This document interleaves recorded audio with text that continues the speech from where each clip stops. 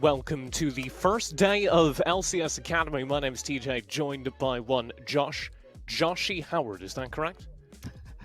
Close enough. I feel like Okay. we've done this enough, and we have enough time to get through this, but I'm excited for this, TJ. We're getting right on into all the Academy games, and if anybody's been paying attention to all the stuff that's been going on with Proving Grounds, you know that the stakes for this have changed quite a bit over the past several weeks. Yeah, we do have a schedule graphic, so let's take a look at this as we head into the day of games. Because we have 5 games, Josh, and I am psyched. We'll start things off, of course, with Golden Guardians playing Immortal, move on to Team Liquid versus Dignitas, Cloud9 Academy versus TSM Academy, and close things out with CLG versus 100 Thieves, and FlyQuest versus EG. Which one of those games are you most excited for? I know we've kind of dropped you into this, a little bit of inside baseball. There were some tech issues. Josh wasn't going to be here today. And then literally 3 minutes or so ago, we pulled him right on in. So, into the hot seat, which game are you most looking forward to? Yeah, I mean, honestly, TJ, as we look across this, we got to go with some of these classic matchups, right? Cloud9 versus TSM has kind of been one of the biggest rivalries here in North America for years. And after seeing all these players starting to come in from Australia and the Oceanic region in general, I'm excited to see how all of these players are going to actually stack up now that they're here in NA. Yeah, What about you? Really psyched as well about the Oceanic invasion. I'm also really psyched because we have, I think, in that C9 TSM game, like 2 teams that obviously historically have good academy rosters, but this year have doubled down on that. We also have the Team Liquid game, where I think Team Liquid have kind of, we talked about all the OCE players, Spawn leading that team is an obvious example of that.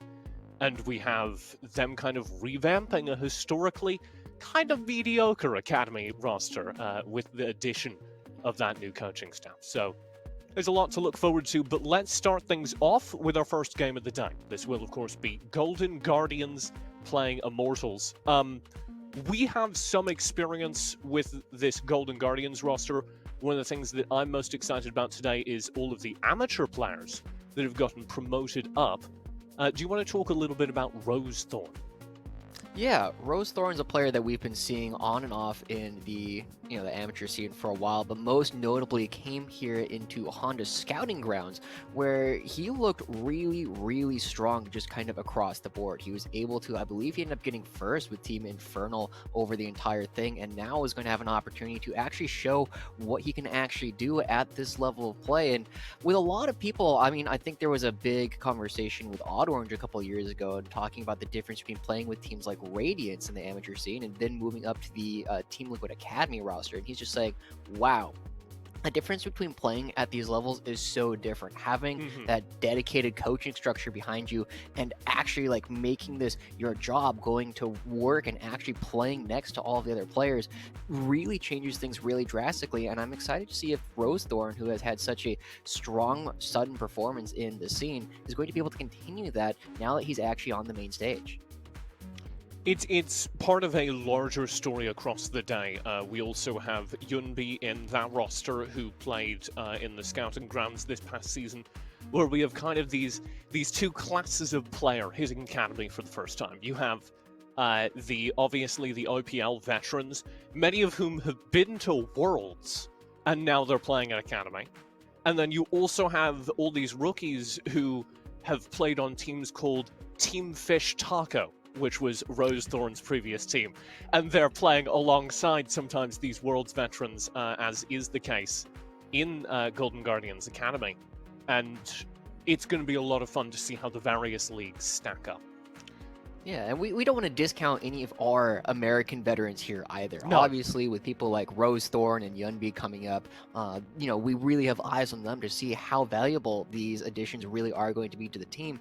But Immortals is also rocking players like Keith and Joey, who have been playing this game for years at the top level, and now they're currently playing in Academy, and hopefully they'll have an opportunity to show some of the newcomers to the region an opportunity to really have a strong performance coming through. And you touched on it a little bit, TJ. Some of the players that I'm really looking forward to seeing here are, as you touched on, multiple Oceanic players going head to head up in the top lane, where we have Golden Guardians Tally and Immortals Tapoon really going to have an opportunity to go head to head. And it's going to feel a little bit like home, right? They're coming across the Pacific Ocean. They're going to have an opportunity to play here. And as you said, both these players, strong veterans, can have a lot of opportunities to really show what they can do and why they were worth picking up.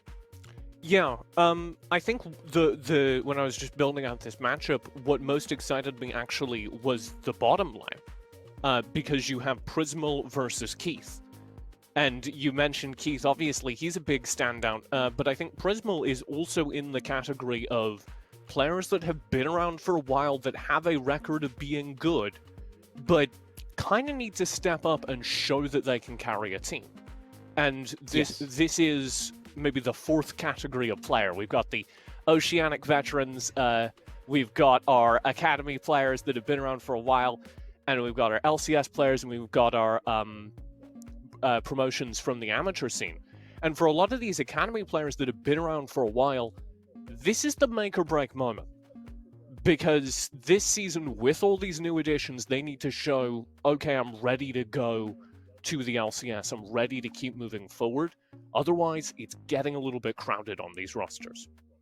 It really is. And just, want to touch back a little bit on how the Proving Grounds is going to be shaking out. Reminder that a lot of these teams, are going to be moving on to the next phase of Academy, but a lot of them are also going to have to be competing to stay in these upper echelon tournaments. If you've been paying attention to the tier 2 tournaments with like Risen Esports right now, you'll see a lot of the players that these guys have historically played alongside.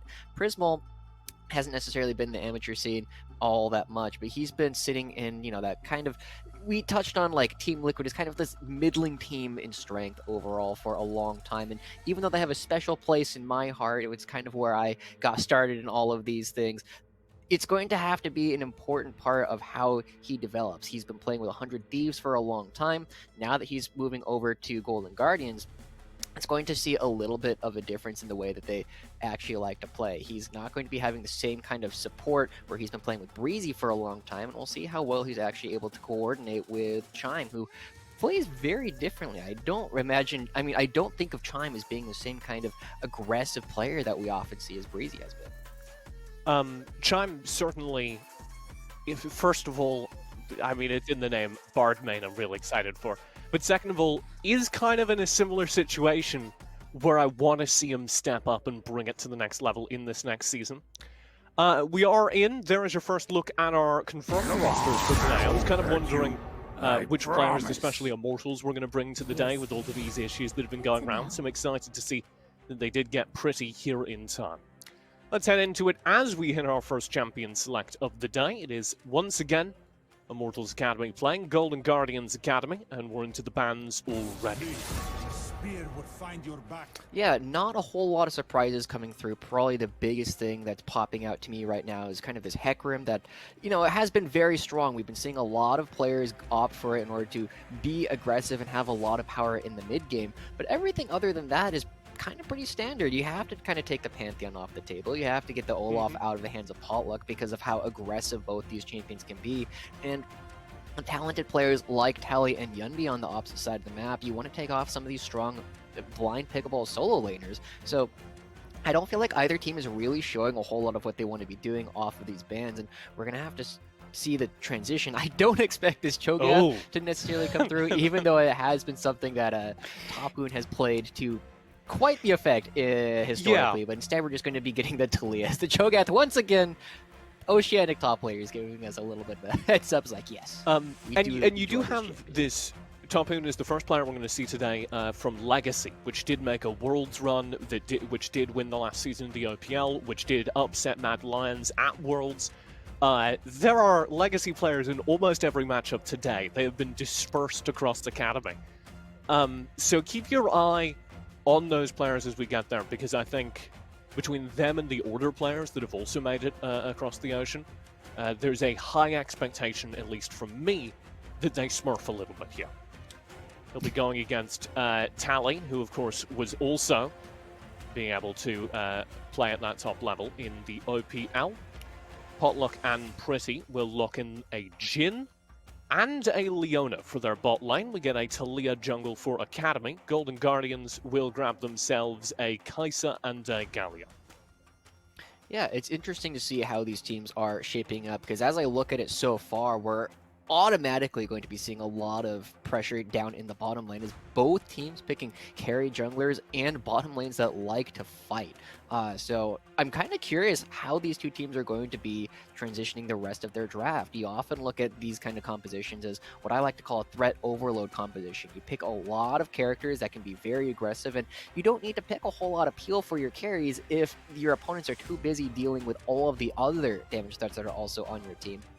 Right now, Golden Guardians already banning away the tweeting about this earlier today, actually. Was it today? And I was following it. It was yesterday. Look, I've been browsing Twitter. You were highlighting something that I thought was really interesting, where a lot of these teams are drafting this composition, but then they're not actually managing to activate it because of the way they're playing. Would you like to touch on that?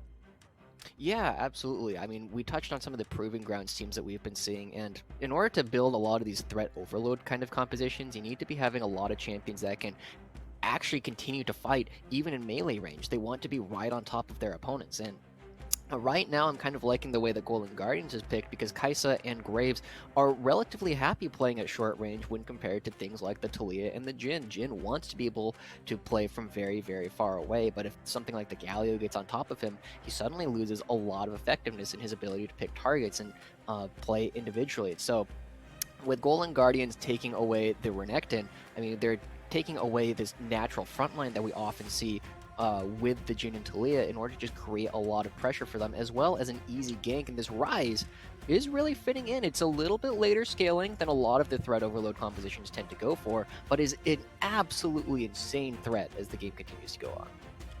Yeah, we'll complete that roster in the mid lane there with the Rise. That assumes that we'll see our Galio shoved down bottom then? Or are we pushing the Rise elsewhere? It's possible. I mean, it can still flex around. We don't actually know yet where these guys are going to be going, and I know that there's a couple people in chat who has been following a lot of the happenings on Twitter, might not really like this Gnar blind pick coming out from Topoon, but it is a very confident pick, and currently, with Tally opting to hover the Aatrox, actually unlikely to get particularly punished. One of the big things that this Gnar really is worried about is getting dove by very aggressive champions, and currently, Graves and the Gangplank, while two very strong champions, not necessarily well known for their diving potential. So Immortals getting away with murder, as it will, and we'll see exactly how effectively they're going to be playing. But as we said, both teams kind of opting into this 4-threat, initiation kind of character coming through, and it's really going to come down to all of these players that we were touching on, right? We touched on the Oceanic top lane, where these guys have a lot of experience playing against each other. One of them can find an advantage. They should be able to really bully. True. They've been that's playing what's a long exciting to me, because just for a little bit of extra color, Tally played mid lane on that same legacy roster. So he's kind of swapping back round, pulling out towards the top side versus Topoon, who was, of course, playing top at Worlds. I'm very, very excited to see how they play against each other with that added experience. We also have down in the bot lane the matchup we were highlighting, Prismal versus Keith. That's going to be a Jhin Kai'Sa matchup, Joshi. And so I was curious, because it has been the focus of a lot of conversation. I feel like this is a very good season for AD carries, finally. How do you feel about kind of Kai'Sa Jhin, the trifecta that's getting played down bottom there? Yeah, I mean, honestly, like, both these characters are so strong, and the reason why they've been thriving so much right now is because we have been seeing these compositions that don't have a whole lot of strong front lines, right? You're not necessarily seeing a whole lot of big tanks being played, with the exception of, like, some Ornn and Volibear generally, but they're able to pretty accurately select their targets. Kai'Sa's able to dive in with the enemy team, and the big thing is going to determine how effective they're going to be is actually going to be during this laning phase. So I'm really going to be looking at the Leona and Galio to see which of them actually get ahead as they start moving into the mid game, because they both scale really well, and neither of them are going to have damage drop-offs later in the game because there are no front lines that they have to worry about. And you can expect Chime to play a little bit more in that roaming style. We talked about how he picks up Bard a lot. kind of fits in the same category. Expect to see him move around the map.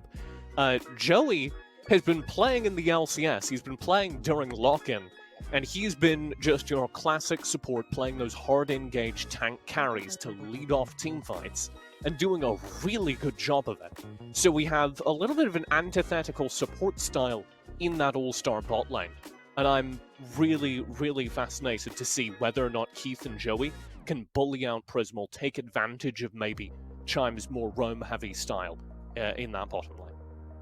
Yeah, I'm curious too a little bit because Joey actually played with Yumbi back at Scouting Grounds, so he's got a little bit more experience The playing deep alongside knowledge. this guy. And I'm I'm kind of curious to see, whether that's going to play any effect into the way that they like to play around. Are they going to try and shut Yunbi down? Are they going to say, nah, don't worry about him. He's not that much of a threat. We're going to instead focus our efforts on the enemy jungle. But it's, it's definitely one of those things where when you played with people like Tally and Tapu, you have a very different appreciation for the things they like to do on the map. And with both of these supports playing the roaming style, I'm excited to see where they're actually going to be paying their attention to.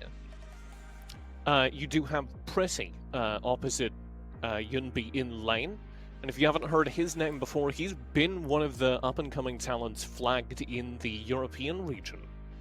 He's been playing in a lot of the ERLs. He played for Vitality Academy, Mad Lions Academy, and the Vodafone Giants. Won the Spanish regional final, the Iberian Cup. So he's kind of been tearing up those academy leagues over in Europe, and I'm really interested to get a first look at him as well. And we get the relative strength comparison.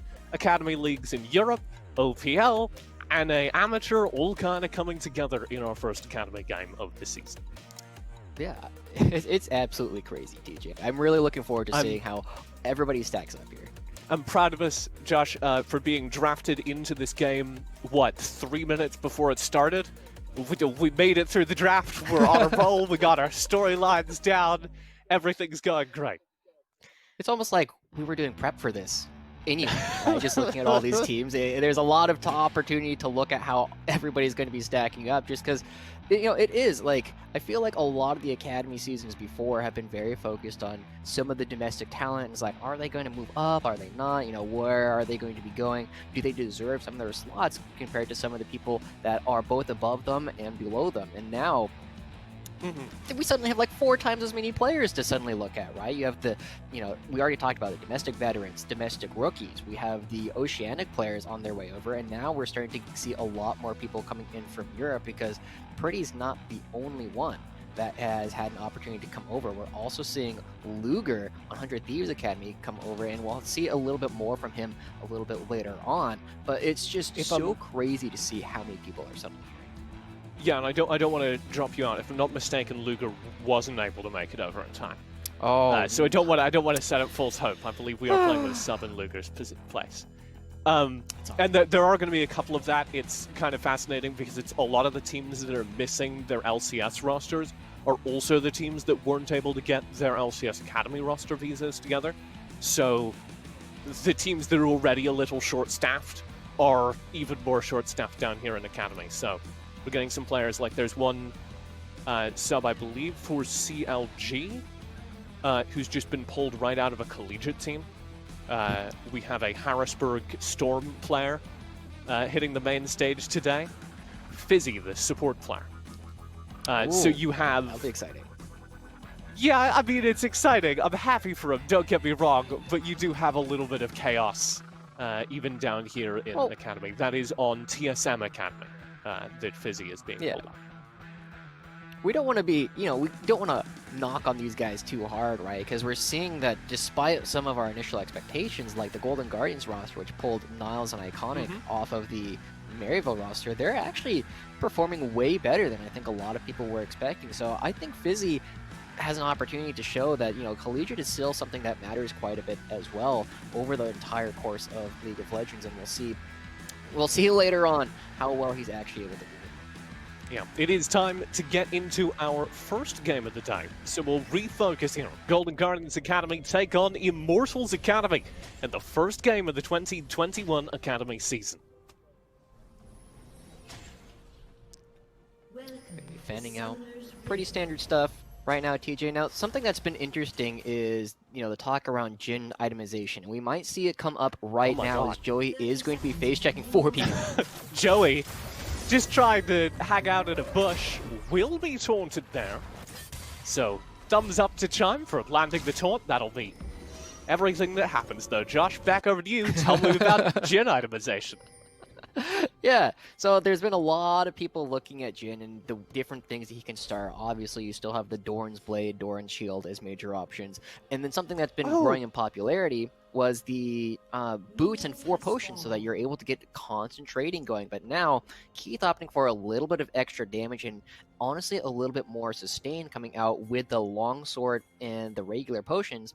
Because he's going to be able to have a little bit more opportunity to just get to his items faster than a lot of other players are going to be, because he's not going to be making that 400 gold stop off on the Doran's Blade, and we'll see if he can actually stand up to the fact that he doesn't have the extra health nor the extra movement speed that he would normally expect for the Doran's item movements.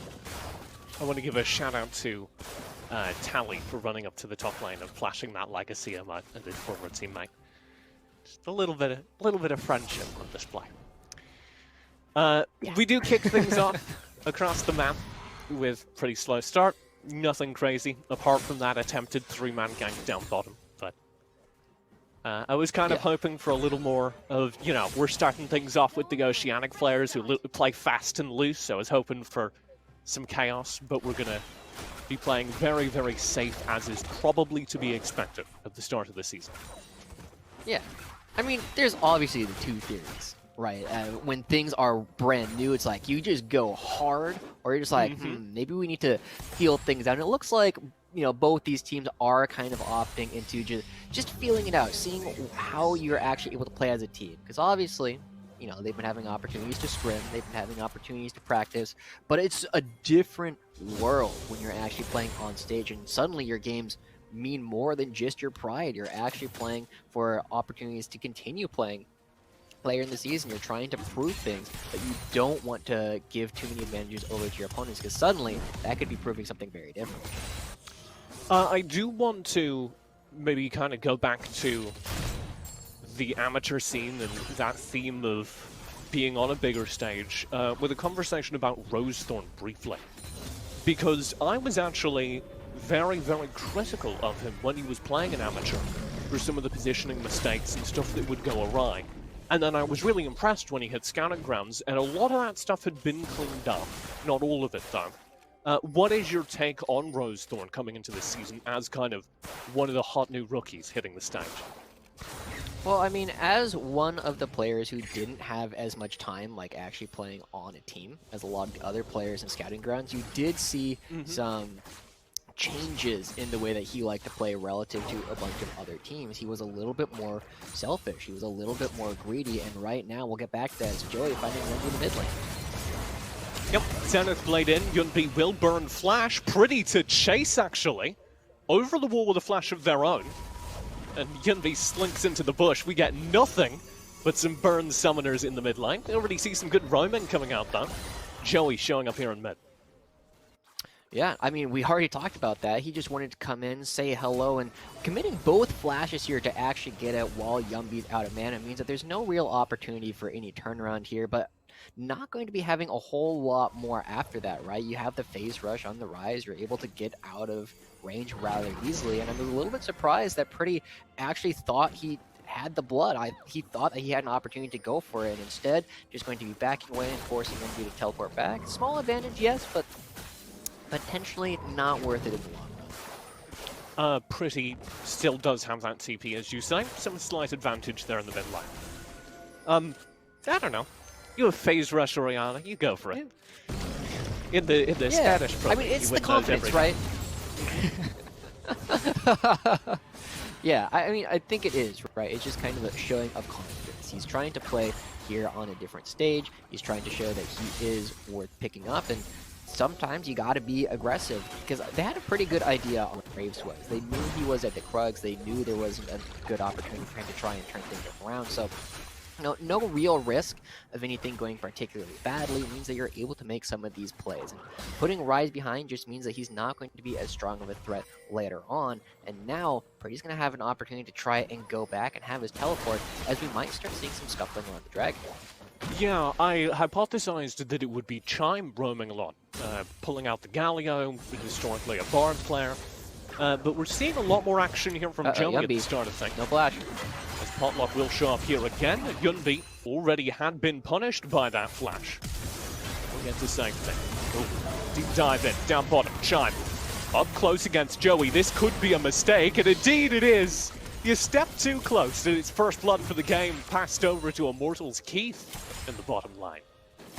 Yeah, a little bit surprising to see how deep he was willing to go there with, Keith's heal still up. There wasn't a whole lot of damage threat. Prismal isn't level 6, so he can't really join. And honestly, just kind of a positioning mistake coming through for Chime on this Galio. I don't know how much it's going to hurt them long run, but we did touch a little bit on how the fact that Keith wants to find these early advantages. He wants to be more aggressive a lot of the time in the mid game, but at the same time, because it's causing the entire team to reset after crashing a wave, it's going to be giving Golden Guardians an opportunity on the map once again. Nothing in League of Legends ever comes for free, and this time First Blood is being traded for the Infernal Dragon. I want to call something out because I did find an interview with Chime he did with the Esports Network, and we can talk about it over this replay, as you can see him getting a little bit over-aggressive, and that was something he talked about during this preseason interview. He said that the Oceanic players he's playing with have a more aggressive skirmish-like playstyle that he enjoys, and coming into the season, he wants to dominate with Prismal down bottom, using that aggressive, more skirmish-heavy playstyle. And so far, they're kind of being out-skirmished by this Immortals roster. We've seen Joey setting the tempo of Rome so far. Yeah, absolutely. And I think, Chime kind of got a little bit ahead of himself there. You kind of saw it in the replay that he was expecting Keith to just take the punch and just be in a spot where he wasn't super far deep into the lane. But Keith flashing backwards, right, is going to just mean that Chime goes way farther than he was potentially initially expecting, as Tapoon and Tally just going to be tapping each other a little bit up in the top lane.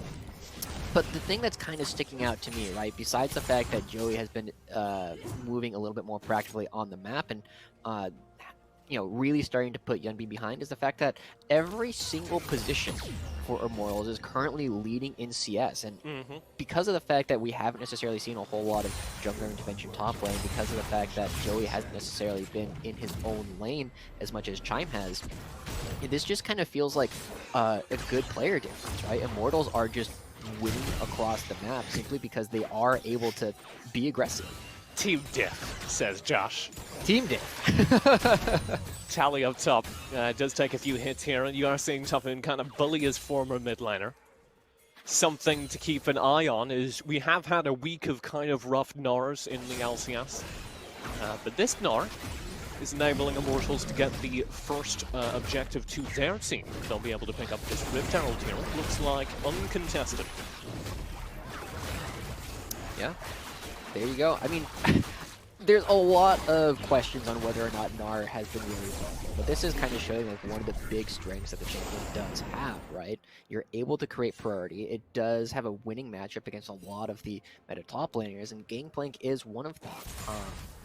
It kind of feels to me like Tapoon just came into this with such an attitude. It's like, hey, you played mid lane for me for a long time, so I'm going to guess you are slightly out of practice in this role, and I'm just going to bully you around. And so far, 10 CS up, is mostly even in the lane due to the extra gold generation that Gangplank does have, but because the priority that comes along with it, as you already touched on, Rift Herald's going to be going over, and we're seeing a 2,000 gold lead already starting to come out for Immortals. And we touched on it, threat overload compositions against threat overload compositions are very much about who has more gold at the time. Currently, that's Immortals. Currently, indeed, leading the way in every way except Dragons. We will get another one of those in about 2 minutes, which I think should skew over towards Immortals, who do have a little bit of a spike right now, coming to these mid-game team fights, especially with the leads they have across the map. Should we go late, however, I think you start to see Golden Guardians edging out a lead between the Rise, the GP, and the Kai'Sa. Do you agree with me that they can sit on that scaling comp? Yeah, I mean, they shouldn't be too worried about actually giving over too, excuse me. They do need to be worried about giving over too much right now, but it is, you know, something where they do have a decent amount of power coming out in the next couple of minutes, right? Gangplank is going to be hitting what looks to be the Trinity Force in this game. Kai'Sa's should be on one item, but the big difference that we're really going to be looking at is the fact that Gnar also going to be very strong coming out and is going to have the teleport available if he chooses not to teleport up into the top lane right now. Suddenly you're potentially looking at a 5v4 for Immortals, and while they can kind of rest on these things, they don't need to contest it. You know, if you're already looking at the more aggressive OPL skirmish style, to me, that says, hey, we want to fight for these dragons. We want to take every skirmish that we can find, and so it worries me a little bit if Tally isn't able to be a part of this upcoming team fight, if that's what his team actually wants to do, because you're already seeing Golden Guardians starting to coalesce around the dragon down here at the bottom side, and at least try and contest for some position. Yeah, Golden Guardians did get a couple of wards in there, but they've now fallen back, and I think this will be an Immortal Drake. I don't see a way for Golden Guardians to get back into that river. So it looks like Chime's hopes of a skirmish-heavy playstyle have been a little bit squashed, at least so far. He'll get a little bit of skirmishing in his own jungle, but it's not really a fight so much as an ambush. Potluck will even wall things off as Joey goes even further here. The Weaver's Wall shouldn't really stop Golden Guardians from backing away, so they lose a kill, but nothing more. Well, they're going to be losing a little bit more here. They are going to be able to crash the bottom lane turret with this Rift Herald, and should get a couple of plates for it as well, and reward themselves with the Ocean Dragon, right? They're kind of winning everything across the board, and it really comes down to the fact that we said, like, Joey's the one who you said is going to be this aggressive support. Well, excuse me, Chime. Joey's been the one who's just absolutely going off, and there's not a lot of supports who just be like, I'm going to flash this wall. Joey I'm just going to do it.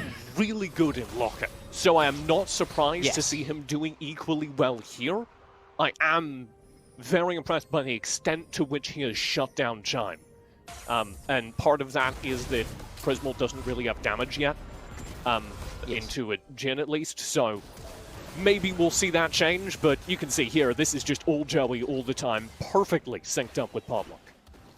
Yeah, it was really impressive to see that he actually stunned the Graves on top of the seismic shot. And Potluck had very little he could do after then. Then Joey's like, oh, I think we can keep going. Yeah. But, you know, he's tanky. It doesn't really matter. He's just buying a little bit more space so they can put down the Rift Herald without risk of it going away. But you could also tell that Chime wasn't ready for the aggression onto Rosethorn. He had the ultimate. He was very obviously in range. And the extra magic damage shield that could have come out, could have bought Rosethorn enough time to actually get himself over the wall to safety. And ultimately, this aggression, I mean, when you have the first move, you're going to be able to get to a lot of these fights in a winning position a little bit faster. And I'm a little bit surprised to see how much attention is being paid down to the bot lane. It says to me that they are trying to get this turret, and if Prismal and Chime stick around too long, they just want to fight. Taunt dive in, Potluck too far forward. Here's will Gnar. Go down, and Golden Guardians may be in trouble. There's TV behind him. Top Hoot very far forward. Good ult. Will find 2 kills now as Keith falls and Yudby is locked down, sure to follow. Pretty able to get that kill, and Rosethorn maybe too far forward. They're going to be locked down by Joey as well. It is disastrous for Golden Guardians. 3 players fall. Immortals only lose Potluck in the skirmish. Remember, I don't know if you could tell, but the phrase that I was going for right there, TJ, before Golden Guardians so rudely interrupted me by trying to fight was, they should probably get out of here. They still have a teleport disadvantage. There are 4 members of Immortals already here, and they end up losing way more than just the turret. They were almost always going to lose anyway. They end up giving over several kills, and while they get 1 in return, we're starting to look at an Immortals composition that is very quickly moving past the traditional weak point of Orianna in this mid game, and we're going to start seeing her with a level 2 ultimate with a lot more AP, going to be able to blow up all these squishy characters with the Gnar on top of them, and they can win, right? They're looking at Potluck, but look at how quickly the response comes out from the rest of Immortals. Gnar teleports almost instantly, pretty catches people.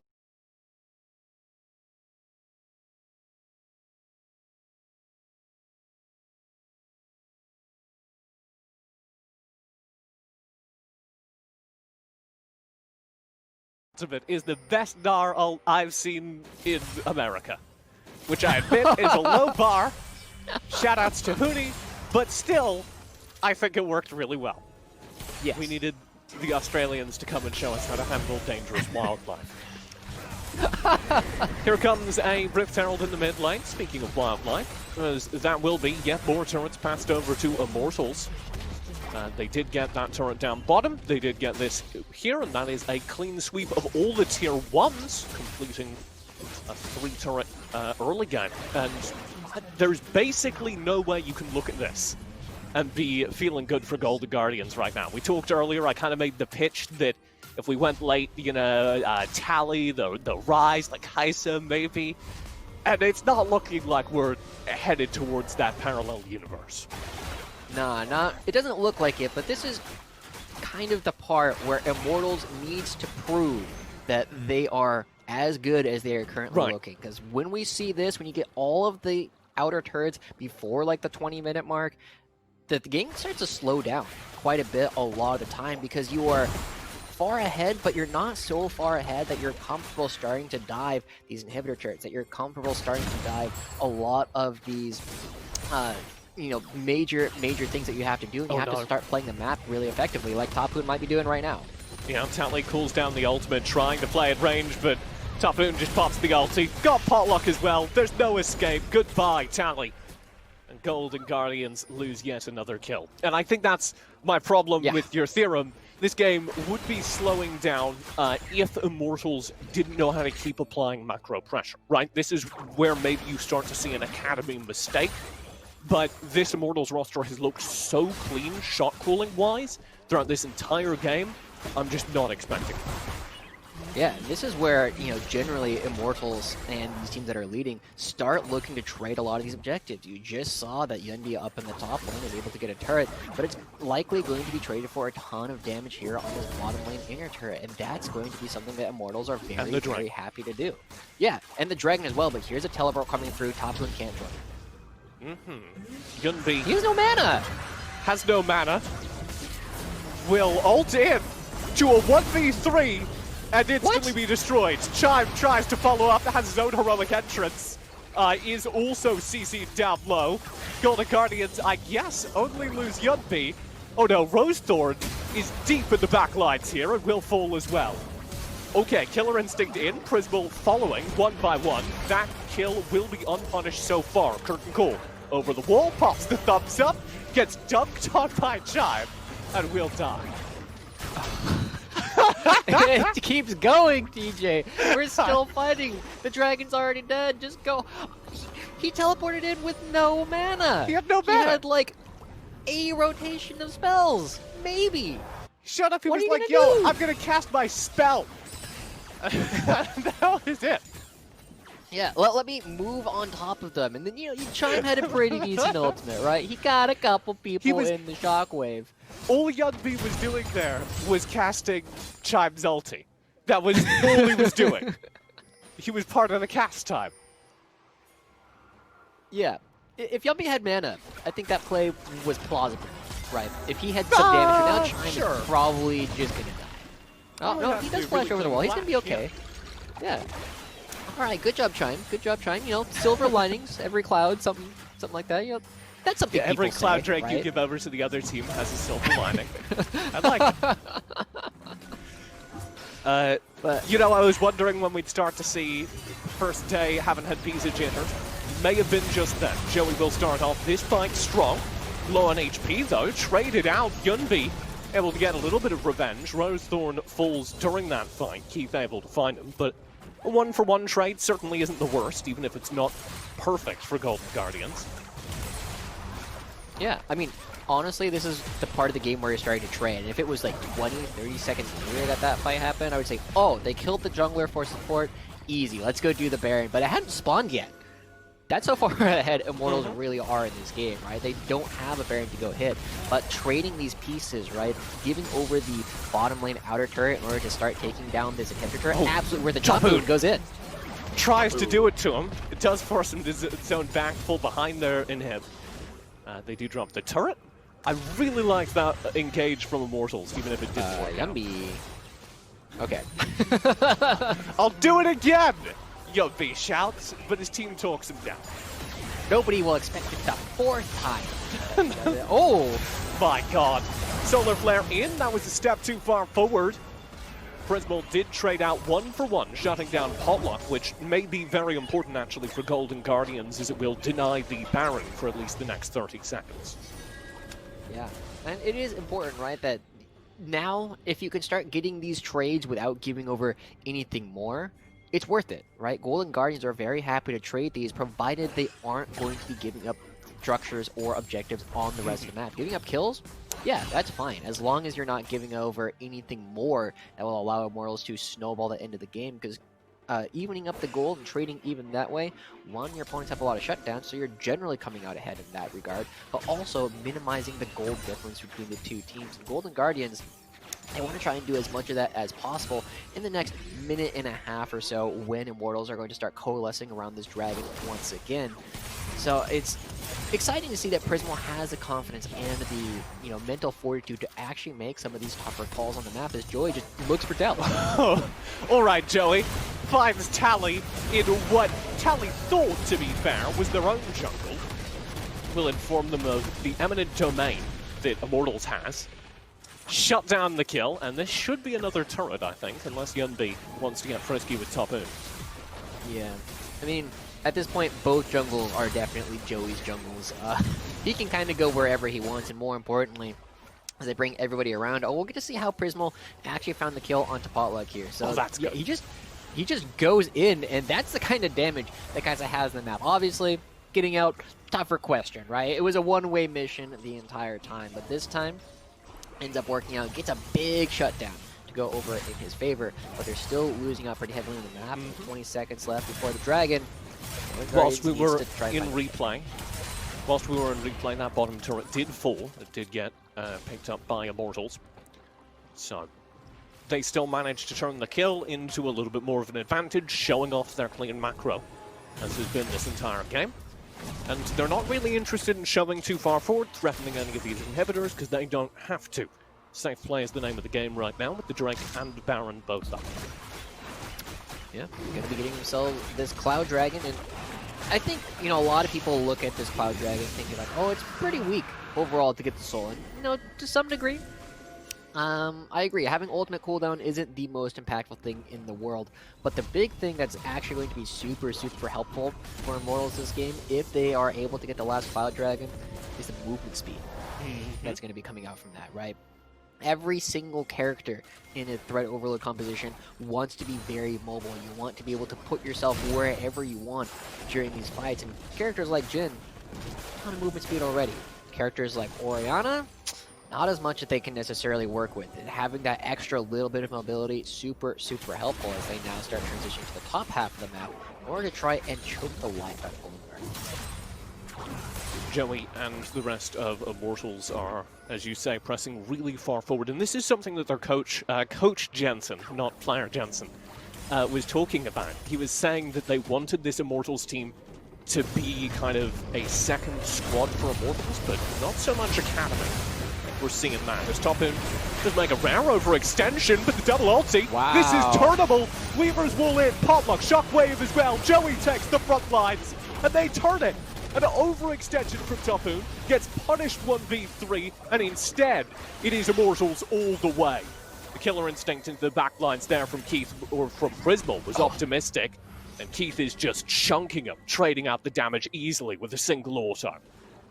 Yeah, we saw the value of Gale Force coming through there as well for Keith towards the end, because he didn't really need to worry all that much about the fact that Prismal was there. He presses, one of the number keys, puts himself closer to the rest of the team, still has his flash up for the next time that Prismal wants to try and jump on him. Everybody dead. Check out Top Moon. Yeah.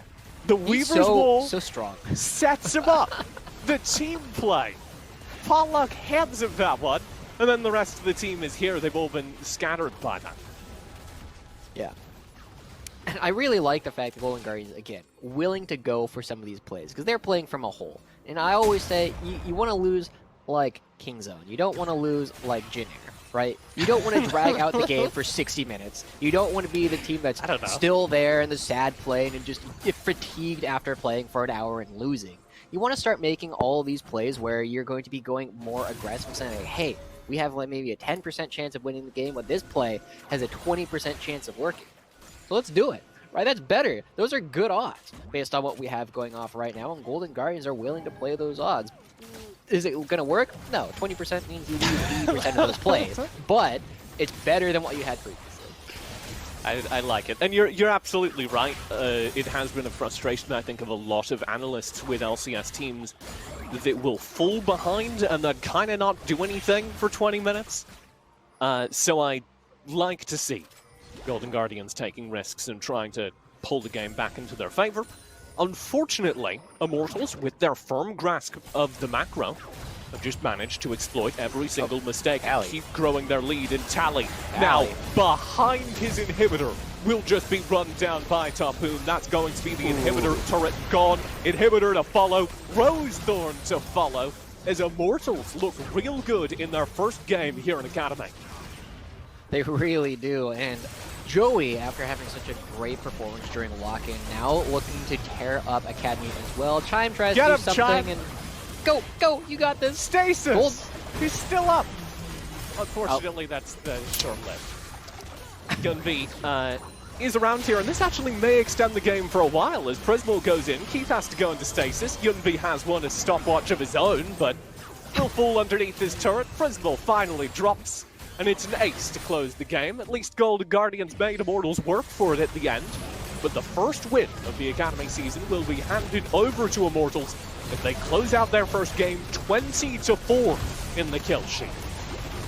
Yeah, such a clean game coming up from Immortals. Looking very good for this first game here in Academy and kind of setting a statement, right, as we start to see some of the players that are coming through, because obviously Joey, one of the NA veterans, looking very, very good, very, very aggressive, but also Tapoon coming through as well in the top lane, really exerting himself throughout this game, had a couple fantastic ults, one off of teleport, one set up by Potluck, and then being able to have the confidence to just push Tally around and just say, hey, you can't be here, I'm going to run at you and you have to leave. So looking very good so far from Immortals. Yeah, we saw a little bit of that, I think, oceanic flair. Maybe that's a little bit too much to attribute to Tapoon, but you could see that the the Immortals team was willing to take risks, willing to play aggressive through their support and top laner as they took control of the map.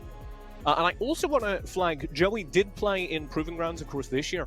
He was part of the stacked Ocean team, which I call out because also on that team was NXI, Yunbi, Eon, and himself, Joey. All of whom have made it to other rosters here. So whilst we're tracking the distribution of legacy players across Academy, maybe also track that Ocean roster across Academy. Any closing thoughts on that game? I think Immortals are clearly a team to watch. Yeah, absolutely. They looked very good with a number of rookie players coming through here, and I think making that statement early game off the very first thing to come in definitely says that this is a team that we're going to be paying a lot more attention to throughout the regular season as we see all the chaos of all of these players starting to come together.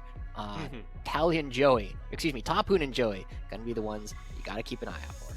Yeah. And there will be plenty of those throughout the day. We are going to go to a lightning fast break. We'll come back with an interview in about 2-3 minutes. Then after that, we'll be picking things up with Team Liquid taking on Dignitas Academy. You won't want to miss any of the action, so stay tuned. We'll be right back after this. We're back with more Academy action. My name's TJ, joined by Joshi. Say one of your League of Legends things, Joshi.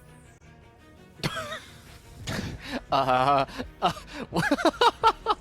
was wondering where you'd take it. What is the League of Legends thing? Is this where I start just like throwing out weak side, strong side, B1, Gnar? You'd be like, we should use chess terms to cover League of Legends. That's when you're League of Legends things. I thought something exciting would happen. I don't know.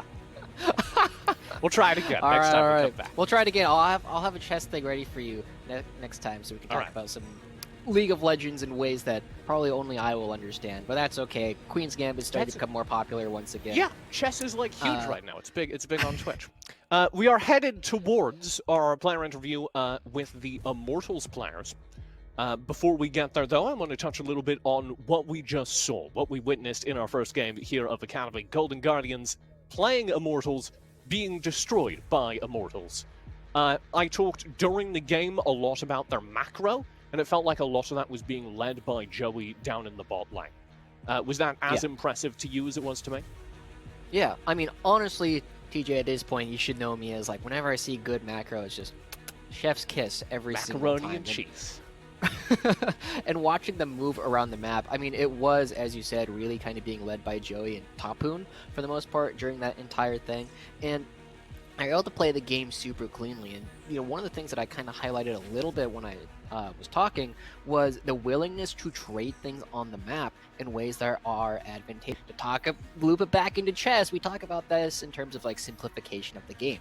You want to be able to trade a whole lot of turrets off of the game so that it is easier for you to take things down later on. I'm told we are ready for our interview. We are going to be joined by Pretty over from Team Immortals, the mid laner, in our post-game interview presented by Verizon. Hey, Pretty, how are you doing? Hello, guys. I'm doing good. You guys just dominated that game, for lack of a better word, and we were really impressed. We were just talking about actually your macro and your control of the map during the game. You guys haven't been together too long as a team, so who's leading the shot calling for that in-game? Well, funnily enough, it was our first game together as five. Me and Topun got here very recently. I think we scrimmed like 2 days together, and the rest were scrimming before, the three of them. And we didn't scrim with Joy yet. So it was like my first game with Joy. So about your question, it's mostly me and Joy, but it's always everyone feeding information. Like everyone is like needed to make it work. So everyone has like their own roles in the team. It's kind of the start, so we don't really, we just kind of go with the flow. We don't really have very structured roles and all of that, but like everyone contributes, and it's mostly me and Joy who take care of the game plans. So what you're kind of saying to me then, Pretty, is it's just kind of a team diff, right? You haven't played a whole lot together. You're just coming in swinging, and just everybody is able to perform their jobs. Now, obviously, you're coming in here from the opposite side of the Atlantic. Can you talk a little bit more about like what kind of goals you have now that you're coming over to North America? Well, my personal goal is to play in the LCS, obviously. I feel like this is a start for me in Academy, and I want to. It's gonna be where I will prove that I'm worth it.